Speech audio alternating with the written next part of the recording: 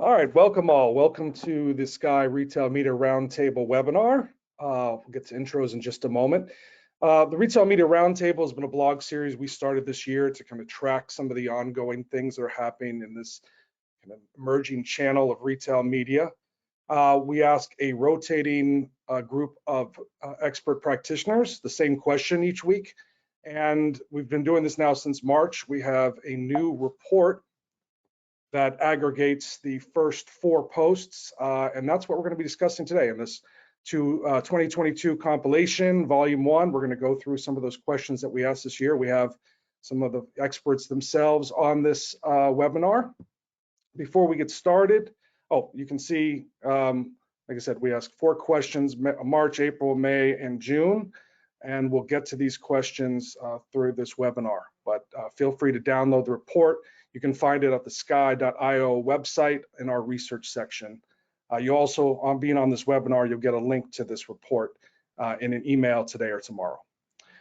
Before we get started, real quick, some housekeeping. Of course, you're in the GoToWebinar platform. All of you are on listen-only mode, hopefully. If we hear you, we'll let you know. If you have any questions, I'm not sure if we're going to get to a Q&A today, but go ahead and ask your questions if you have any questions using the GoToWebinar control panel that you should all have. If sometimes we'll just get to you after the webinar themselves. There have been times we get so many good questions that we actually put them in a blog post, and we'll let you know if we do that as well. If you have any sound issues or any kind of technical troubles, also use the Q&A for that. My colleague Dana is tracking everything. Thank you, Dana, and she'll help you out. 2 questions. Or actually, the main question usually is about sound. What we found is that if you're on computer audio, maybe switching to a phone call would be a better way to go, or if you're on a phone call, maybe switching back to computer audio usually clears things up. And then, yes, of course, use the chat feature if you have any questions for Dana, technical questions. All right, at this point, we're going to ask everyone, including myself, to bring up their cameras so we can see everyone in the round table here. Welcome, welcome, welcome. All right, so first, I'm going to say your name. Please tell us who you are, your company, and a little bit about your company and your role there. Let's go ahead and start with Tara Lynn. Awesome. Thank you for having me. So my name is Tara Lynn, and I work with Media.Monks. What we are as an organization, we really are a global marketing, content, data, media powerhouse. I work more specifically with a team that focuses on e-commerce and e-commerce performance. We're really the Amazon experts, and I am a senior advertising manager there, where I help brands and clients scale their Amazon business using sponsored ads and DSP, and using those programs together effectively. I also live out in Seattle, and I'm on about my 3rd cup of coffee because it's 9 a.m. here. So thank you for having me. Thank you, Tara Lynn. We're talking about her son, who's involved in a bunch of sports camps this summer. Currently is he at the golf camp this? Let me see. I think he's in the basketball camp today, but yeah, who knows? Anything to get him out so I can do this. The best advice I ever got when I had small kids was just run them out. That's just got to run them out every day. That's about the best advice you can get. Mr. Eric, please once introduce yourself. Tell us about your company. Yeah, Eric O'Granning. I'm Director of Client Advertising at the stable, now part of the Accenture Song family. Recent acquisition, so pretty excited about that. In terms of the stable overall, we're a full service agency offering omni-channel capabilities, both across retail and direct to consumer. And we have a lot of capabilities in terms of also creative analytics, along with other capabilities on the D2C front. So excited to be here, also located in Seattle. Excellent. Eric and Tara Lynn both have been contributors to our ongoing Retail Media Roundtable series. And with me, my colleague, Megan. Megan, tell us a little about yourself and a little about Skai. Hello, Megan Harbold here.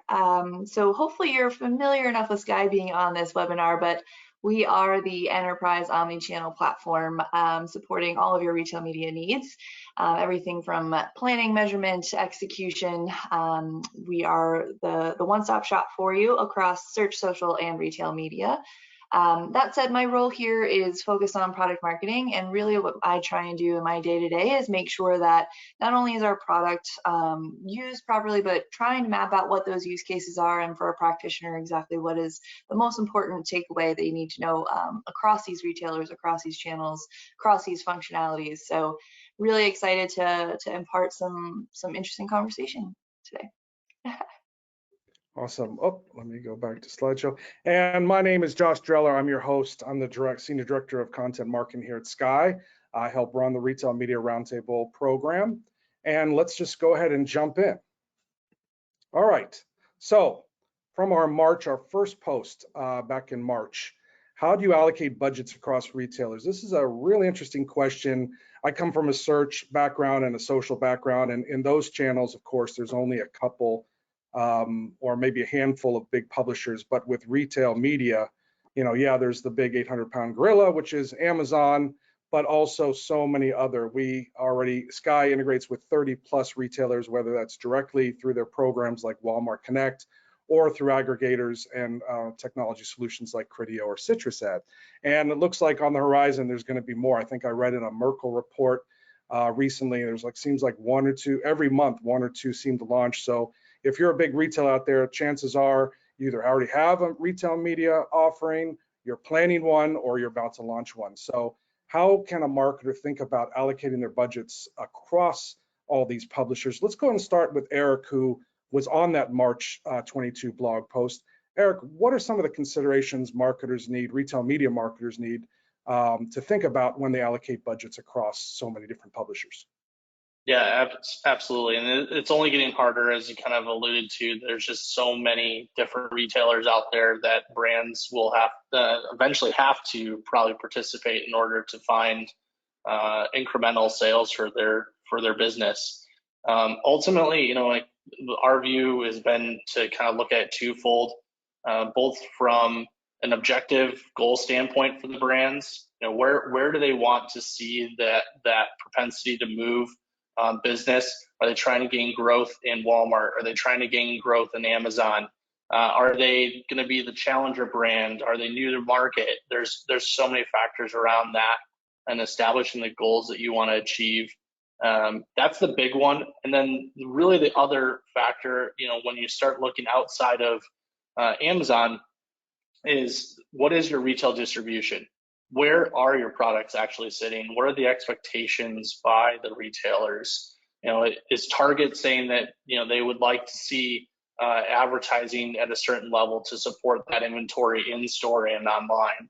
Is Walmart having some expectations to see momentum around products that they're putting on rollback? So there's so many factors around the retailer actual asks that also need to be taken into consideration, where Amazon may not always have traditionally had that. It's also very much a pay-to-play space in Amazon, which varies from the other retailer channels.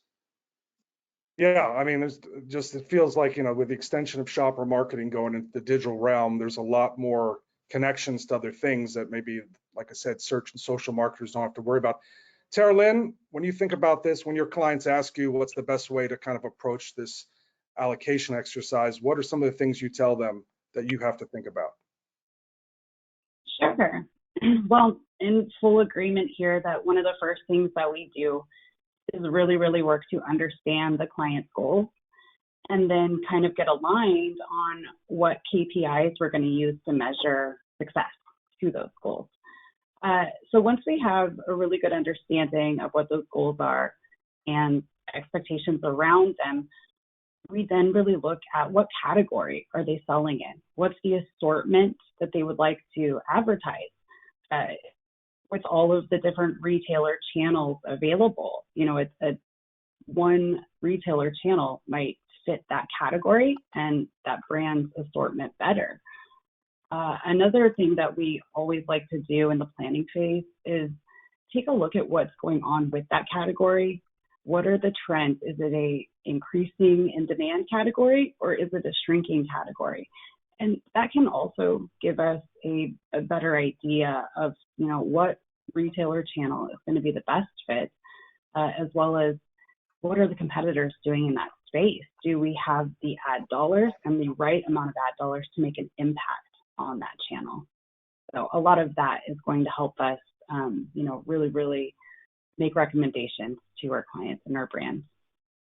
Got to agree with that. I mean, when you think about marketing, I always tell people it's really investing. So you got to invest to get those goals. And if you could spend that money somewhere else, maybe it should be spent that way. So yeah, goals first. Megan, what are your thoughts? I think, so firstly, Eric, thanks for bringing up your point about kind of those retailer expectations. I think that's often an oversight in a lot of cases, especially to those who are in the weeds doing the tactical day to day. Like, they often forget there's a bigger picture. So I definitely think that was an amazing call out.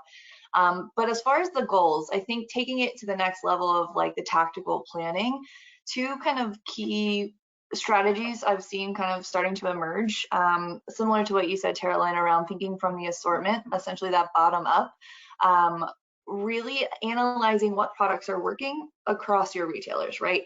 A product that works really, really, really, really well in Walmart may completely bust on Amazon, or maybe it's over competed in Amazon. So having clarity of how your individual products and or even a roll up to the brand is performing at each retailer is kind of like the baseline. And then I think it's about the goals. Do you want that brand to see more market share? Do you want that product to get more of visibility in the SERP or with your customer?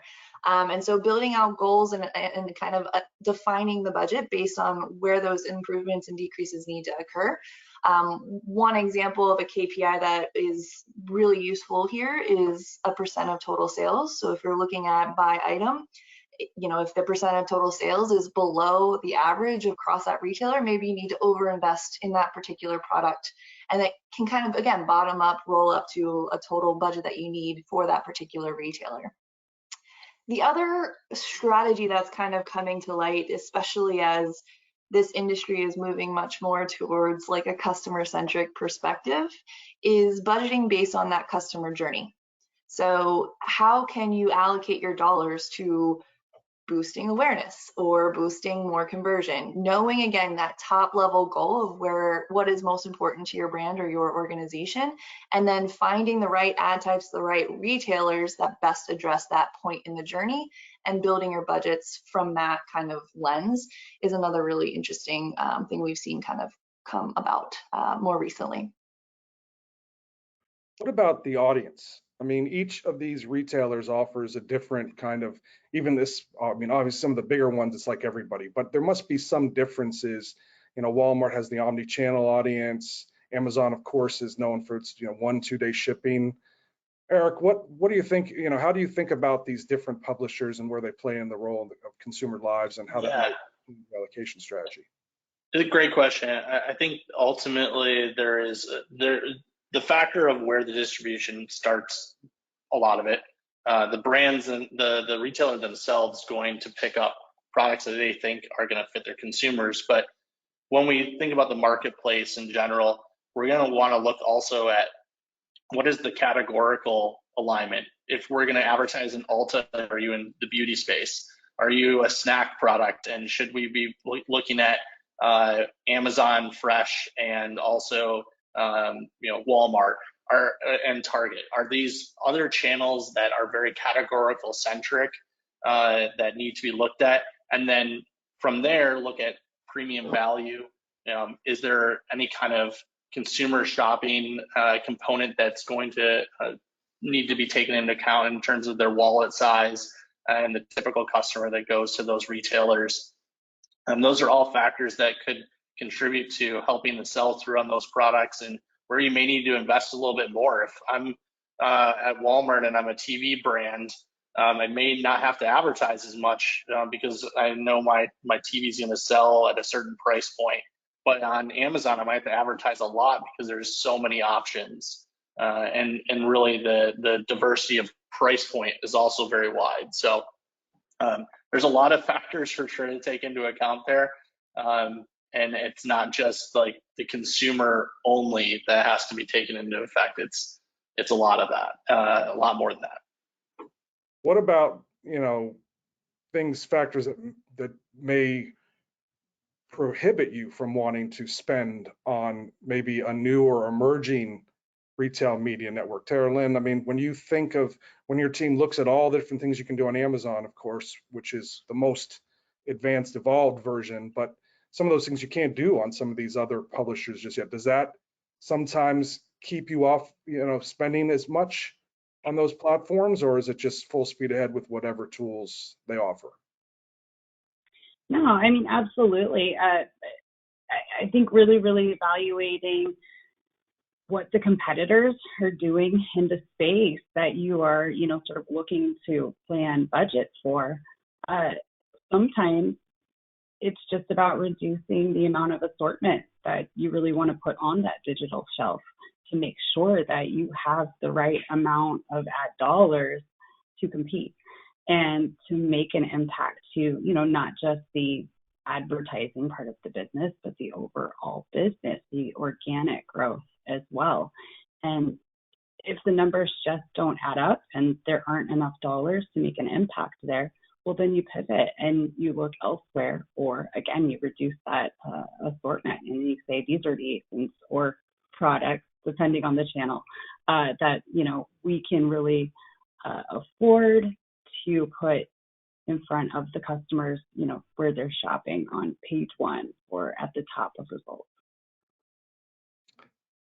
Eric mentioned TV, and I'm sure, we don't like to market in a bubble. We like to think holistically.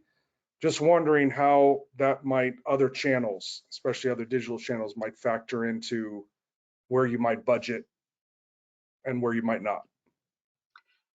I think this all kind of ties back to my original concept around like marketing to the customer journey. And you kind of tied to that too when you're talking about audience, right? Like each retailer, each publisher, each channel typically has a time and place for your brand. And yes, that changes, that evolves. We'll get into measurement, I'm sure, later in this call, and the importance of having the most up-to-date insights to be able to do that. But by mapping out where that matters for your customer and the experience you want them to have at that point, gives you a good line of sight as to like what budget needs to go where. I think if an area is critical to win with your top sellers, right, you need to be over investing and not care as much about ROI for that line item, right? Like, that the longer term impact, the downstream impact, all of that is going to be there, even if it's not truly measurable today, but that that's where you need to win. And there's going to be other areas that you can sacrifice because of that. And so regardless of channel, regardless of retailer, it's about mapping on connecting all those different pieces together to really understand the experience you want to drive, would be my guidance there. TV included. Yeah, so you mentioned measurements. So that's a great segue into our next question, which was our April question. I'm going to invite Tara Lynn to start on this one. She and actually Eric as well were in that blog post. But measurement is something that marketers have earmarked now for years and years. I mean, certainly before digital advertising, but certainly at the beginning of digital advertising. In every survey I see, when marketers are asked what their challenges are, measurement is right at the top there. And so we can, let's start just with a general thing of measurement and why it's a challenge, and then we'll dive a little deeper into retail media. But Tara Lynn, how did you remember back how you answered in April about, why measurement is still a challenge for the retail media marketer? Yeah, sure. So I think that was my teammate, Jackie, but we're absolutely on the same page with this. I mean, this is always a challenge. I've been doing this 12 years now, and it was a challenge then. As profitability continues to become more and more important to our brands and our clients, we're constantly having to sort of prove the value of advertising. And with proving the value of advertising, they're always asking to see, how do you prove incrementality? And it's a very important question, and we have so many different tools that we use, that we present to different brands and clients, across potentially different agencies even. I think that it all comes back to sort of getting rid of the past and what we've sort of trained brands and clients to get used to reporting on. Things like ROAS. I mean, absolutely, it's part of the picture. Your ad spend, looking at it sort of in a vacuum in this silo, and your ad sales. Last click attribution. These things, they're important. They're what we have available. They're most widely used. But as advertisers, we really need to do a better job at educating our clients and educating brands about the value of newer metrics like new to brand. Why is the new to brand metric so important? Why might a new to brand customer might be more value than, you know, a return or sort of a loyalty purchase, and why you might want to be okay with spending more on a customer like that. And then how do we prove the value of running different types of ad programs and not necessarily holding both of them to the same benchmarks or the same ROAS or ACOS. So what we've been doing over at Media.Monks is, you know, we really go a long way to help bring other types of metrics and KPIs into the fold. So bringing in things like organic sales and overall business metrics and helping tie those into the different programs, as well as where we're running our Amazon sponsored ads with DSP. How are those programs working together, and how are they each benefiting from each other, you know, to actually lift the overall business, which is the goal. But this continues to be a challenge. It will. I think that the solution is just, you know, easier to use tools and better education, both on the advertiser side as well as to our brands and clients. Eric? Yeah, I very much agree with a lot of what Tara Lynn has also said, along with her colleague. It's very much all those factors. The other big component that we have to remember is the retail media space is very young. It's basically emerged from the COVID period. Beyond, you know, the growth of citrus ads, Criteo into all the retailers, Target, Walmart, they've all launched within the last 2 to 3 years of a self-serve platform, with the exception of Amazon, right?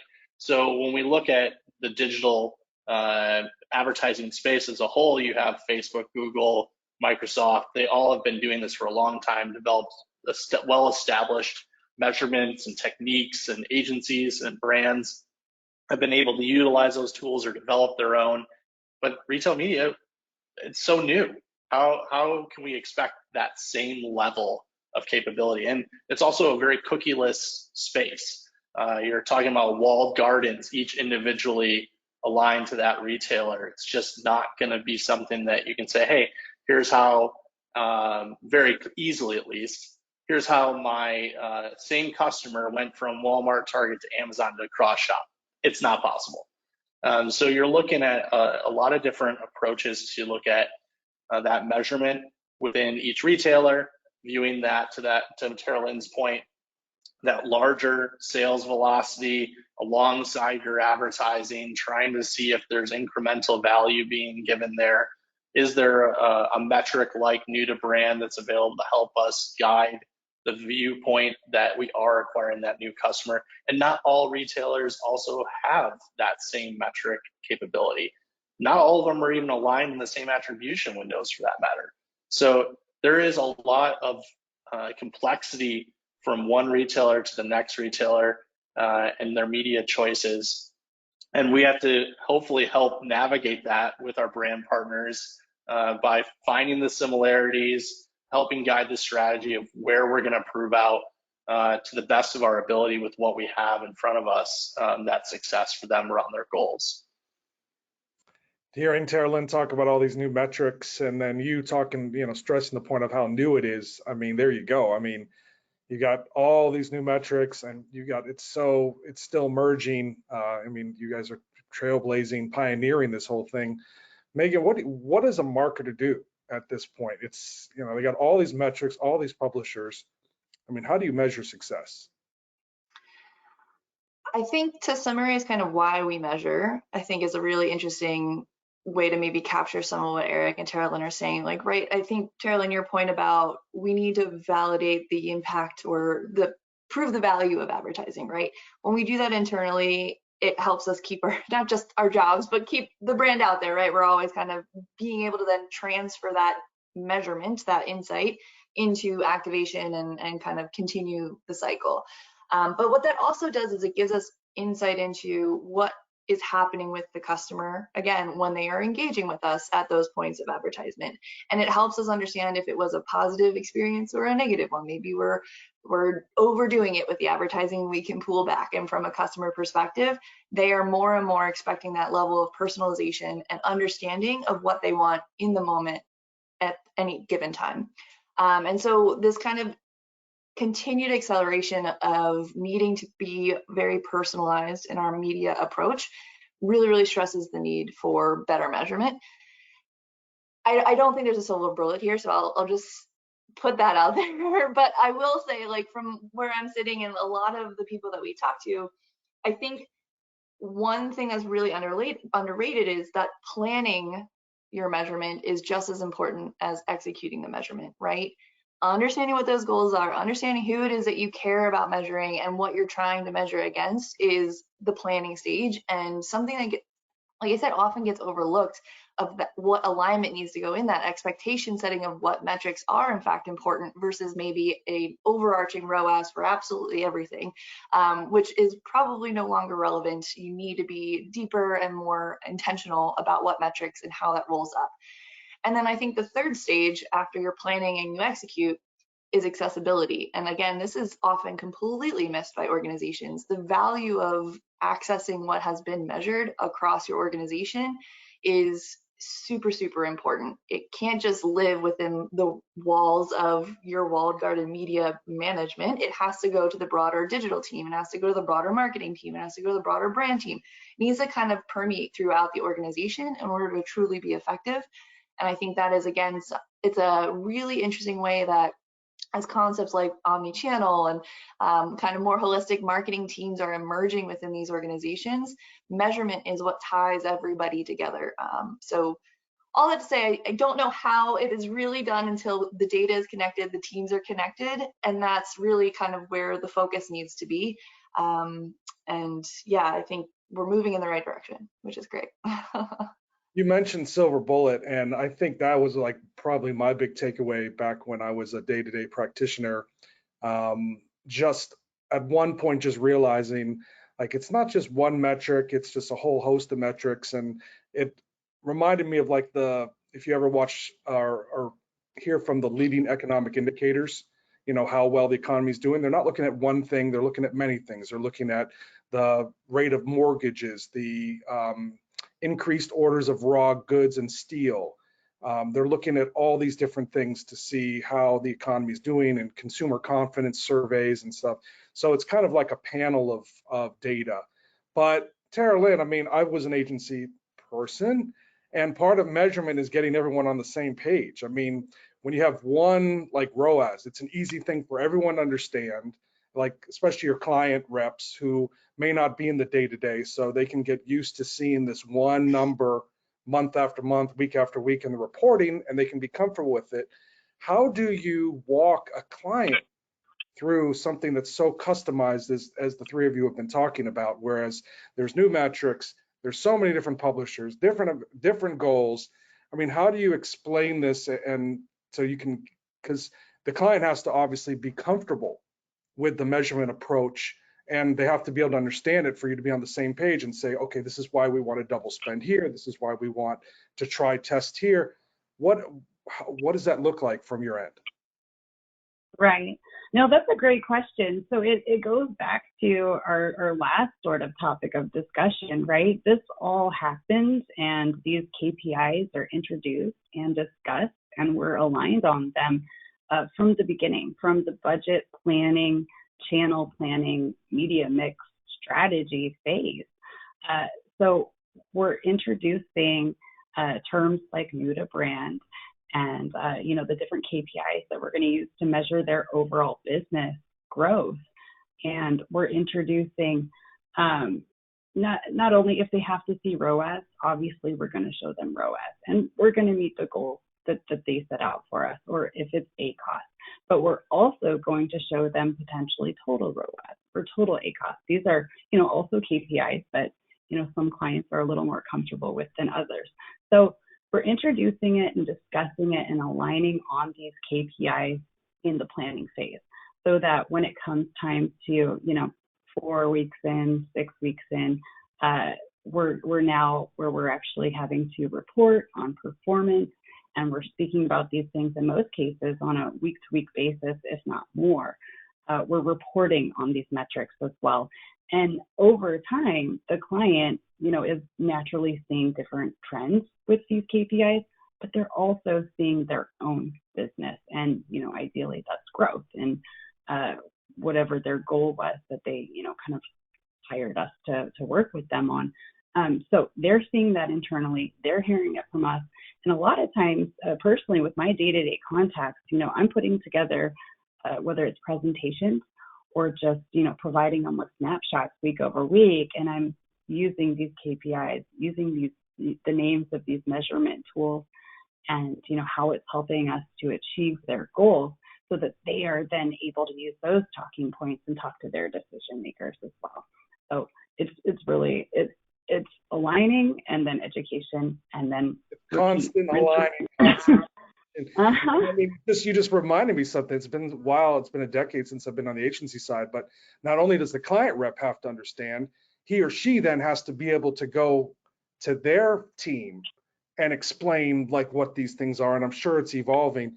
By the way, total ACOS is my favorite metric because it spells tacos. I just feel like, and before we finish this, Eric, what about, holistically, like maybe, how do you do this with other channels? What's going on? Do you have to talk to the other teams or just have to know, okay, the Facebook team's increasing their spend? How does this play into like all this as complex as Tara Lynn just explained? How does this other thing that retail media is not in a vacuum? And as you mentioned, even across publishers, how do you make sense of it all?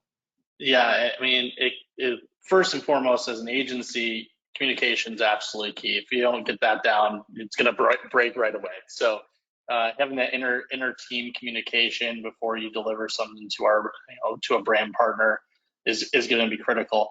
I think also as we try to look at this from who's the end recipient of the information, visuals are going to be immensely impactful.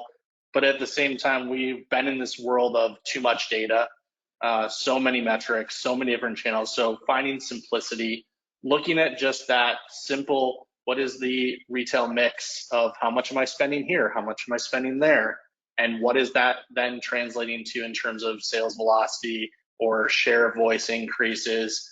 All these things have to be kind of found to be in a dashboard or simplistically put together for the end recipient, so that they can then simply communicate that. So it's definitely trying to find the similarities from metric to metric where we can. They all have impressions, right? So we can all talk about impression volume. We can all talk about click volume. Well, then how does that translate to sales impact? How does that translate to any of the other metrics that help define that new customer that we're acquiring? And then I would say the other piece that we haven't really even talked about is how do we survey the consumer base? Is there panel studies going on to actually look at brand penetration, brand awareness, when you are looking at all these media channels in play, talking about a message? And I think historically we've done a lot of that with Facebook and Google, but there's also that option to say, hey, I just did a ton of DSP advertising on Amazon, and I've done a ton of Amazon sponsored ads investment. Is that affecting my actual brand notoriety and visibility beyond these retailers? And that can also be looked at through Nielsen, through all different types of third-party providers. So that's another thing to kind of bring continuity and have a shared voice with your other media partners. For you here on the call that are doing this, to everyone who's listening or watching this presentation, either now or later, I salute you because this sounds really hard. I'm an old search guy, and I really only had to worry about one big one and just copying those campaigns to anyone else. But even just the measurement, I mean, like, I think we've kind of solved this, why measurement is a challenge. You have all these new metrics. It's so new. You're thinking about how it's impacting each other, how it's impacting itself. And we haven't even talked about in-store, how retail media is still an advertising channel that goes beyond, like you were talking about, the consumer. It goes beyond just the platform itself. And we're going to go and skip to the next one here, because you mentioned something, Eric. You gave me a good segue to our next question, which was, of course, our May question, our May 2022 Retail Media Roundtable question, which is, which team should manage Amazon DSP? I mean, Amazon DSP, this is a pretty exciting piece for any of you that follow the programmatic space that's been around since the late 2000s. I mean, Amazon DSP is arguably the youngest demand-side platform out there, and latest studies show it's now the second most popular DSP out there. So it's certainly getting a lot of attention, a lot of investment. And maybe the question is, which team should manage this? There have been a bunch of different answers. There were a bunch of different answers that month during the post. So I'm interested to hear what you guys think and why. So let's go ahead and start. Tara Lynn, I think you answered, this is the one we had you on. Great. So remind me how you answered that, and maybe if that's changed or you feel similarly. Sure. Yeah. And, I think it's less about the title or what team is, actually going to be tasked with managing DSP, and more about whoever that advertiser is or whatever team that is, that, we sort of let these historical silos that we've had around these teams sort of break down. So, I run Amazon sponsored ads as well as DSP, and I run both programs, and I'm able to use AMC, which I think we're going to talk about a little bit later, but to tell a story of how those two programs can be run successfully together, and one contributing to the success of the other, both contributing to the overall business growth and that goal. But it really reminded me, I was thinking back, okay, I went through this a while ago, back at, in my older agency days when I was doing a lot of Google, and, e-commerce advertising wasn't necessarily as emerging of a thing at the time. We had very siloed teams. We had an Amazon team, and, maybe some of them did eBay, but they were really, really good at product detail pages. And I worked more on the paid search team. We worked on Google, we worked on Bing, and here come, PLA ads or Google shopping later emerging. And, while we definitely didn't solve this issue from the get-go, there were a lot of debates. I personally had an opinion that I thought that the paid search team should really run it. I mean, but there were no keywords, right? And at that time, I think paid search, it was just assumed that if there were no keywords in these campaigns, that, the search team couldn't run with it. And so it was given to, I think, our Amazon or more e-commerce focused team at the time. And later, where we succeeded was by combining those skill sets and sharing reporting and sharing data across the teams, where the search team had, sort of the skill set for structure and for understanding targeting and understanding bidding and understanding budgeting. And then the, sort of Amazon and e-commerce team had that product detail page know-how, which became very, very important in that program. So going back to your question, which team should manage DSP? I think that it's sort of, it should be a hybrid team. I think that we need to be looking at it like people that have insights across both disciplines and both platforms, and giving them a tool that they can use to manage, both programs more successfully. That's a great example, the PLA example, because I remember I was doing search at the time, and it's so different because, we think of search intent and all those things that we think about what drives search. And then you have this shopping, which was like a little different. I also remember the parallel to social video. At the time, should it be the video team? Should it be the social team? Should it be the new TV team, which is now TV plus video, like all those different things. Megan, Tara Lynn gave us a very well thought through, sophisticated answer. I'm a simple thinker. I can't think. I can't follow complex ideas. Can you just tell me which team should be running Amazon DSP? Just let me know, please. No, listen to Tara Lynn. I full-heartedly agree with the approach there. I think what I kind of wrote down in my prep notes was it doesn't matter as long as they have programmatic experience. That's your simple answer, in my opinion. I think the world of audience targeting and, again, understanding kind of the tracking across different entities within the network, all those different things is definitely more unique than sponsored search or regular paid search. And so having that experience is number one. And then back to Tara Lynn's perspective, it still absolutely though has to be connected to those other programs, because otherwise you're duplicating efforts or being very inefficient or ineffective.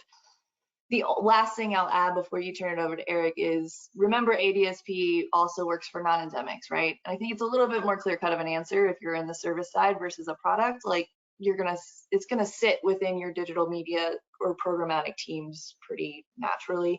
The complexity arises when you're really a brand who is selling on Amazon and you have these like teams that care about selling this product, but you are using a display programmatic like world.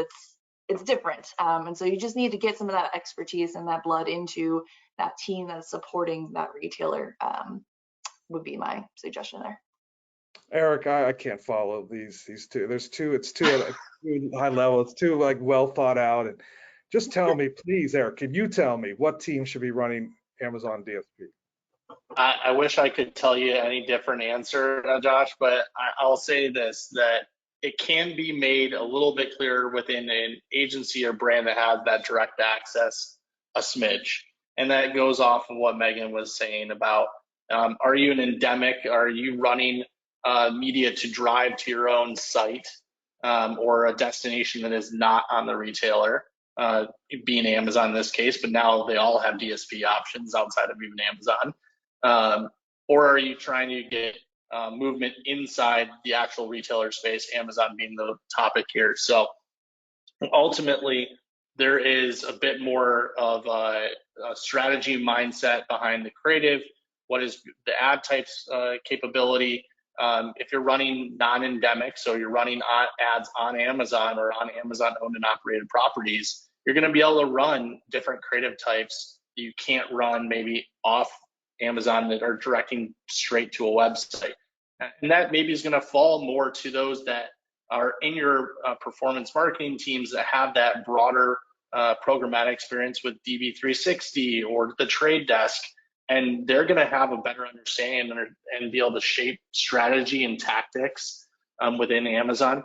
And then you'll have the more Amazon-centric group that can say, hey, we're going to handle that side of the house. And so you almost have this split of, it's a total hybrid approach.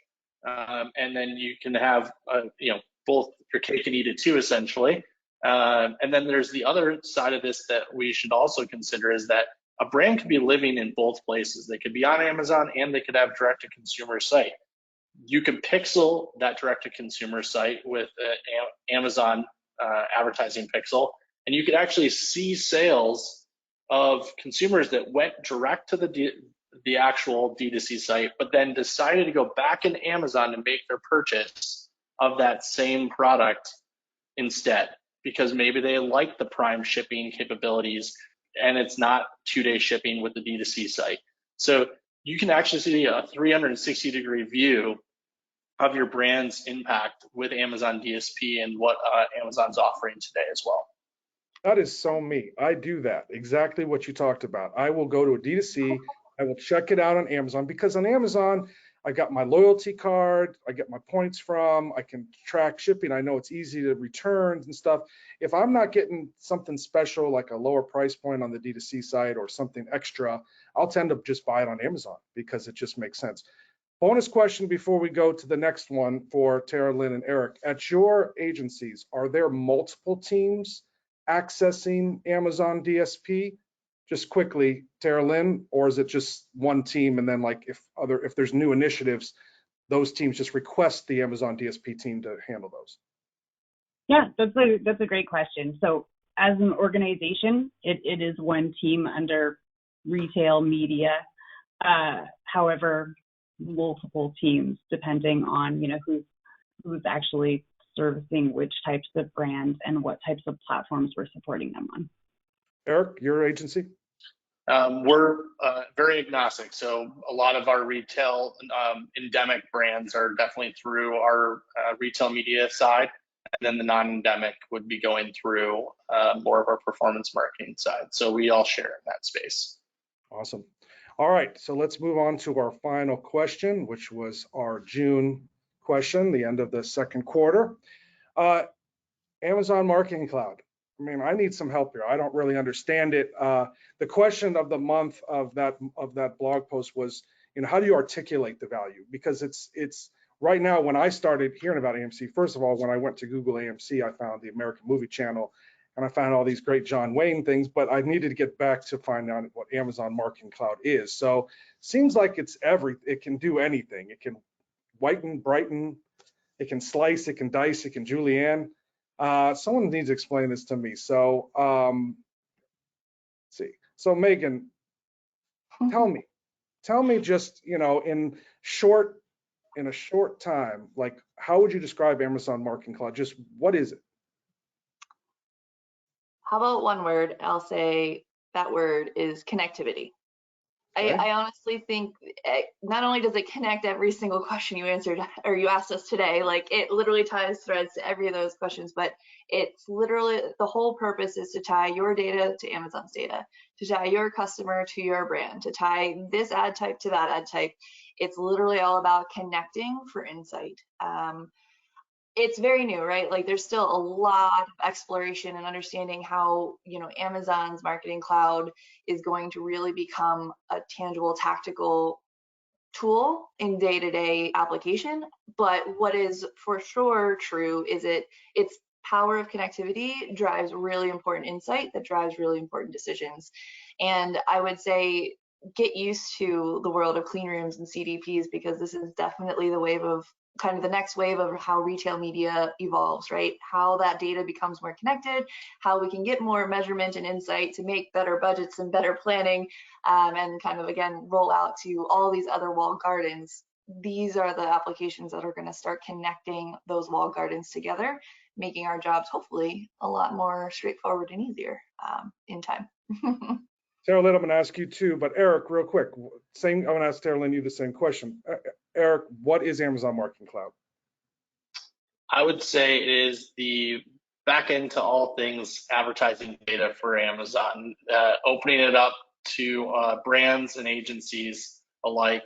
As long as you have the technical skill set and capabilities, there's a lot of opportunity there that's still very much not unearthed yet by anyone particularly. I think Skai's definitely had some good visual capability that they're starting to provide to their clients to try and leverage that. But ultimately, it's a lot of data. I mean, we're talking about being able to do multi-touch attribution across multiple ad types, be able to understand incrementality potentially down the road.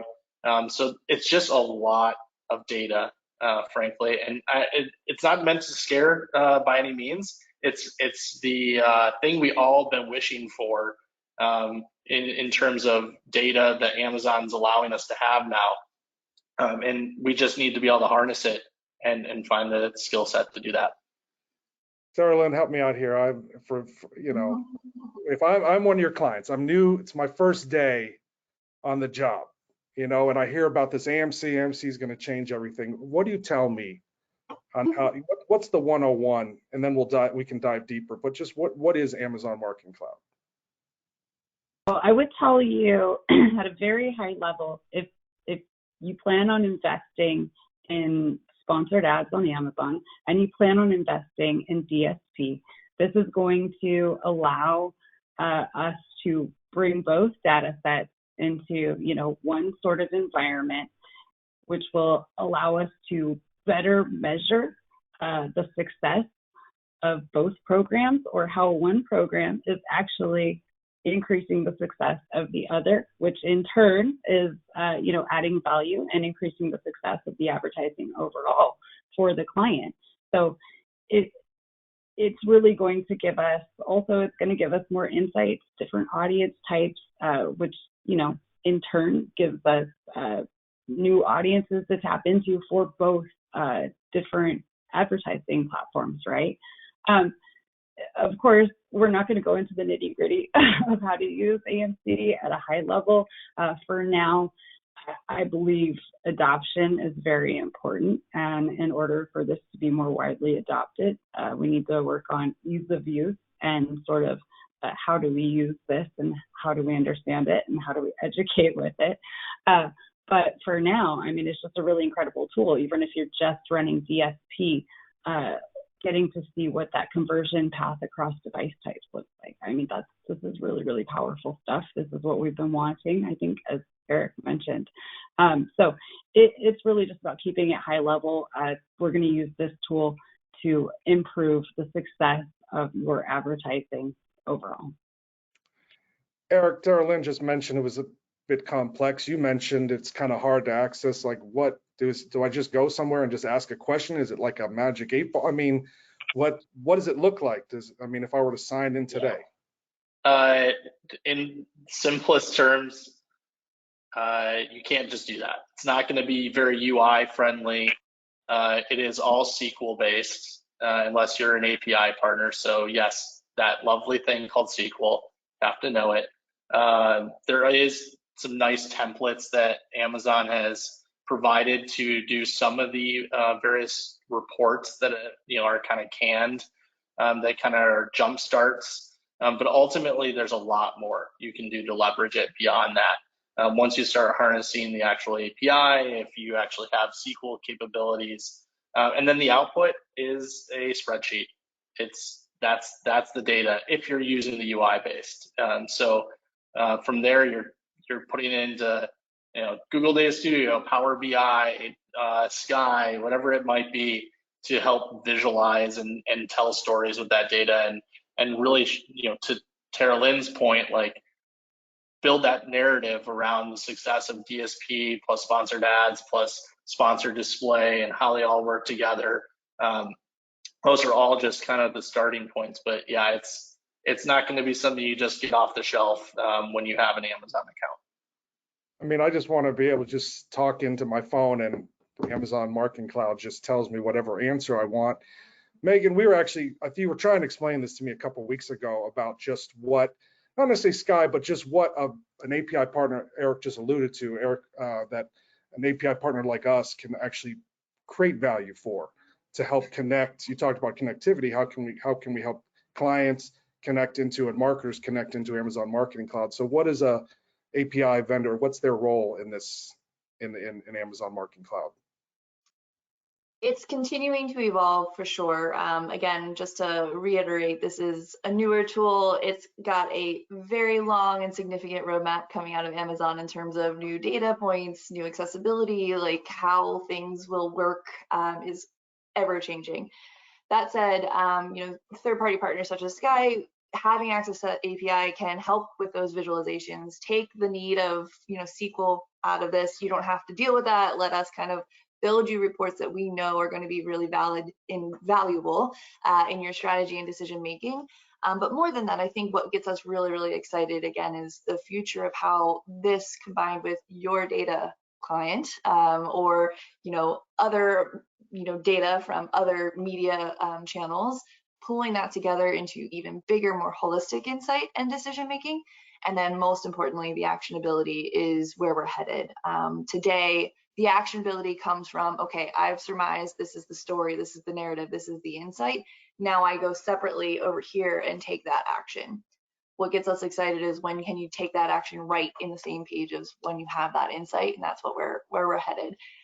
So just imagine a world where you're not only seeing that multi-touch attribution, but you're getting a blurb of this is what you need to do about it, and here's where you click to go and do it. That's the future of retail media and the future of omni-channel marketing, honestly. we're headed. So Right on. And I know, almost. you talk a lot about data being actionable. If it's not actionable, it's not useful, it's not anything. And kind of the old adage of people are drowning in data, thirsty for insights seems to come into play here. We have one question we can get to very quickly, quick answer round here. This comes from Laura. Thank you, Laura, for your question. Amazon Marketing Cloud, what are the 2 or 3 reports, views, or data pieces you would recommend looking at first once you have access to AMC? Anybody? I think the one I keep turning to is the multi-touch path to conversion report. So there's a path, and this one would be particularly the one that includes sponsored ads plus Amazon DSP, so that you can see that off Amazon or on Amazon DSP contribution to the whole, to Tara Lynn's comment as well, that broader view. So that's one that I would highly recommend. All right. All right. Well, thank you so much, everyone. We are now at the end. If you liked what you heard, please go back to our site. You can go to skai.io.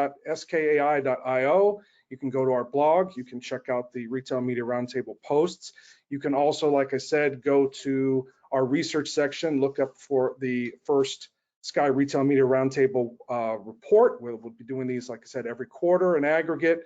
We have our volume 1, our 2022 compilation volume 1. We'll have another one in just a couple months. We'll do another webinar, bring in some other experts from our panel to talk about these topics and more. Eric, Tara Lynn, Megan, thank you so much for joining us today. Thank you everyone for attending, and we will see you at the next one. Cheers. Thank you.